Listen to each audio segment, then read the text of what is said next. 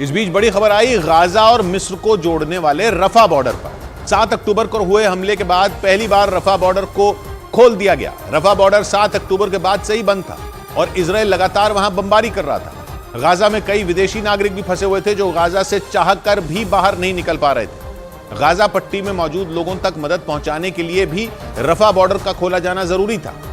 जिसके बाद रफा बॉर्डर को खोल दिया गया। 7 अक्टूबर के बाद से ही मिस्र ने इस रास्ते को बंद कर दिया था और दुनिया के कई देश लगातार उससे इसे खोलने की अपील कर रहे थे, क्योंकि गाजा में फंसे लोगों के निकलने के लिए यही इकलौता रास्ता है। लेकिन मिस्र का आरोप है कि इस इलाके में इजराइल ने इतनी बमबारी कर दी कि उसे मजबूरन इसे बंद करना पड़ गया था। हालांकि 7 अक्टूबर के बाद से जारी इजराइल की कार्रवाई के करीब 25 दिन बाद मिस्र ने इस बॉर्डर को खोल दिया। रफा बॉर्डर गाजा और मिस्र के बीच मौजूद सीमा है, जिसके जरिए गाजा में फंसे लोग मिस्र के रास्ते सुरक्षित ठिकानों तक पहुंच सकते हैं, क्योंकि गाजा बाकी 3 तरफ से इजराइल से घिरा है और इन तीनों सीमाओं पर इजराइल घात लगाए बैठा है। जिसके बाद अमेरिका समेत दुनिया के तमाम देशों ने मिस्र से रफा बॉर्डर खोलने की अपील की थी।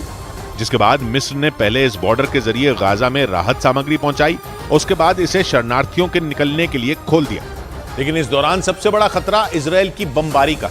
जिसके लिए अमेरिका ने मिस्र को यह भरोसा दिया कि जब तक रफा बॉर्डर से शरणार्थी नहीं निकलते इजराइल वहां एक भी गोली नहीं चलाएगा। ऐसा इसलिए क्योंकि गाजा में अमेरिका समेत कई और देशों के भी सैकड़ों लोग फंसे हुए हैं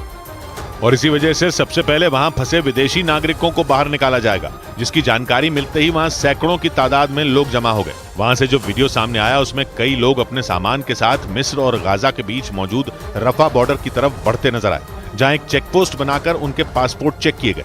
क्योंकि मिस्र ने सबसे पहले वहां फंसे विदेशी नागरिकों को बाहर निकलने की इजाजत दी है, ताकि गाजा में जारी जंग में दूसरे देशों के लोगों की जान न जाने पाए। बताया गया कि इस दौरान करीब 400 से ज्यादा लोगों ने रफा बॉर्डर को पार किया और मिस्र में एंट्री ले ली। इसके अलावा गाजा के ही 90 घायलों को भी वहां से निकाला गया, क्योंकि वो बुरी तरह से जख्मी थे और इलाज की पर्याप्त सुविधा न मिलने की वजह से उनकी जान भी जा सकती थी। लेकिन इस बॉर्डर के खुलने के बावजूद गाजा के लोगों की समस्या कम नहीं होने वाली,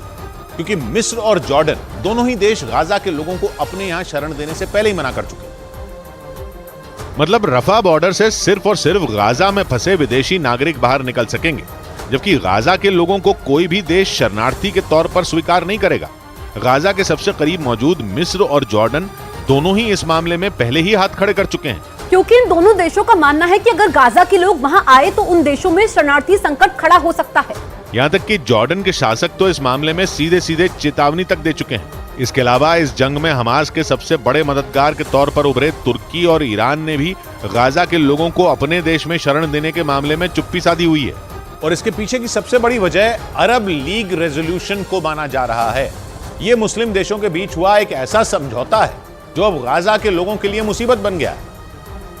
क्योंकि इस समझौते के तहत तुर्की और ईरान समेत कई मुस्लिम देशों ने दशकों पहले ही फिलिस्तीन की किस्मत का फैसला कर दिया था। 9 मार्च 1959 को हुए इस समझौते के तहत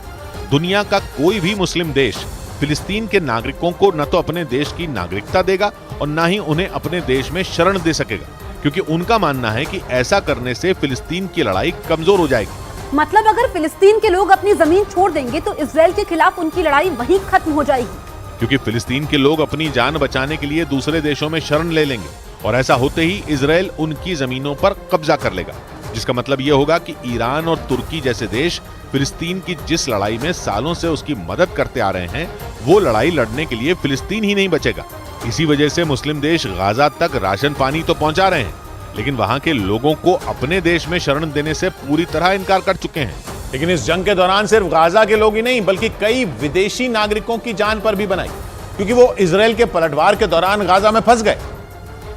और माना जा रहा है कि उन्हें वहां से निकालने में सबसे अहम भूमिका कतर ने अदा की। रॉयटर्स की एक रिपोर्ट के मुताबिक कतर ने इजराइल, हमास और मिस्र के बीच बातचीत का रास्ता खोला, क्योंकि रफा बॉर्डर के जरिए लोगों को निकालने के लिए इन तीनों का राजी होना बेहद जरूरी था। और माना जा रहा है कि इसी वजह से कतर ने इनके बीच समझौता कराया, जिसमें उसने अमेरिका की भी मदद ली। रॉयटर्स के मुताबिक कतर के कहने पर ही इजराइल ने रफा बॉर्डर पर बमबारी रोकी और फिर उसे गाजा के लोगों की मदद के लिए खोला गया, जिसके बाद पहले वहां राहत सामग्री पहुंचाई गई और फिर गाजा में फंसे विदेशी नागरिकों को वहां से निकालने के लिए मिस्र के रास्ते रेस्क्यू ऑपरेशन चलाया गया। लेकिन इस बॉर्डर के खुलने के बाद ये सवाल भी उठने लगे कि आखिर ये फैसला जंग की शुरुआत में ही क्यों नहीं लिया गया।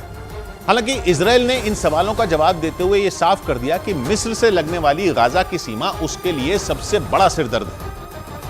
क्योंकि इजराइल का आरोप है कि रफा बॉर्डर ही वो कमजोर कड़ी है जिसकी वजह से हमास पर आज तक नकेल नहीं कसी जा सकी। इजराइल के मुताबिक उसने गाजा में एक्टिव हमास के नेटवर्क को तबाह करने के लिए गाजा को 3 तरफ से घेरा हुआ है, लेकिन गाजा की चौथी सीमा मिस्र से लगती है और इजराइल का आरोप है कि इसी रफा बॉर्डर के आसपास ही हमास ने सुरंगों का बहुत बड़ा जाल बिछाया हुआ है। זוהי רק ההתחלה.